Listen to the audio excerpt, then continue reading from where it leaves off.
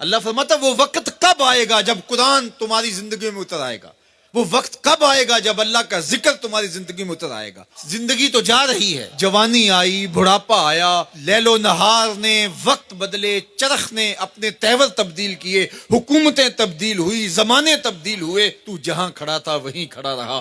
40 سال عمر عزیزت گزشت، مزاج تو از حال طفلی نہ گشت۔ سعدی کہتے ہیں 40 سال عمر گئے لیکن تیرا بچپنا نہیں گیا، اور رومی کہتے ہیں داڑھی تیرے بعد آئی اور سفید ہو گئی اور تو کالے کا کالا ہی رہا۔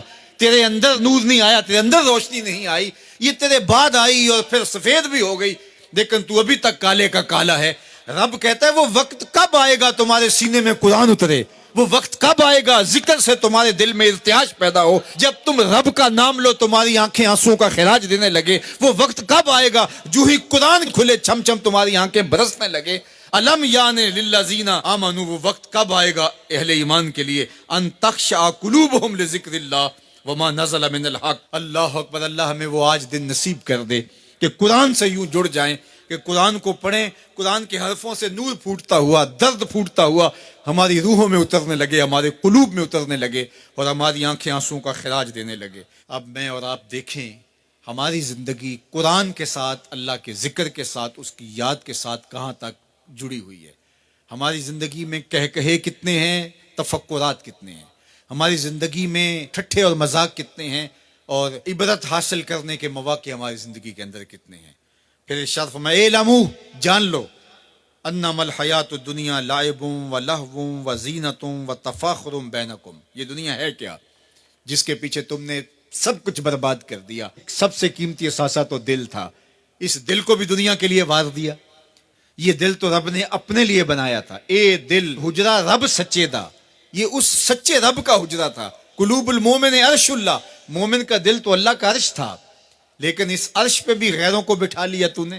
جو تخت اس کا تھا، جس تخت پہ اس کی تجلیات کا نزول جلال ہونا تھا، اس دل پہ درہم و دینار اور ڈالر اور پاؤنڈ اس دل کے اوپر بٹھا لیے، یہ دل کے اوپر بٹھا لیے۔ یہ دل تو حجرہ رب سچے کا تھا، تو نے اس دل کو بھی اجاڑ دیا، تو یہ دنیا جس کے لیے تو نے سب کچھ کیا ہے کیا۔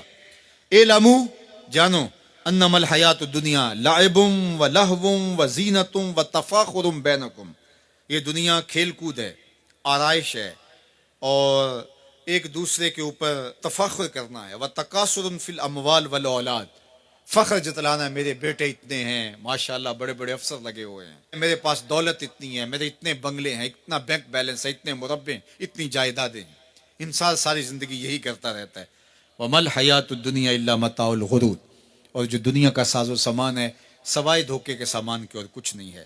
دنیا کے لیے تو دوڑ لگاتے ہو، باہمی رقابت بھی ہوتی ہے، ایک دوسرے سے آگے بڑھنے کی کوشش بھی ہوتی ہے۔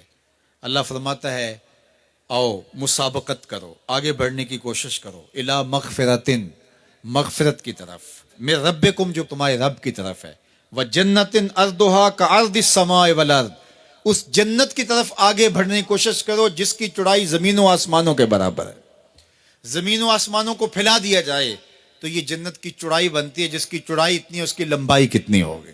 تو فرمایا اس دنیا کے لیے تو بھاگتے ہو جو ختم ہو جانے والی ہے، آؤ بھاگو اس جنت کی طرف جس کی چوڑائی زمین و آسمان کے برابر ہے۔ اعدت للذین آمنوا باللہ ورسولہ، یہ اہل ایمان کے لیے تیار کی جا چکی، وہ موتیوں کا محل، وہ یاقوت کا محل، وہ زبرجد کا محل، وہ خالص مشک کا محل جو تمہارے لیے بنایا ہوا ہے، تم نے جانا ہے، اور تمہیں دروازہ کھولنے کی بھی ضرورت نہیں ہے، منتظر دربان کھڑے ہیں جو تمہارے لیے دروازہ کھول کے تمہیں مرحبا کہیں گے اور سلامتی تمہارے اوپر پیش کریں گے۔ وہ تمہارے لیے تیار کر چکا ہے۔ اصل تو زندگی وہ زندگی ہے، لیکن تم کس دنیا کے پیچھے بھاگ رہے ہو؟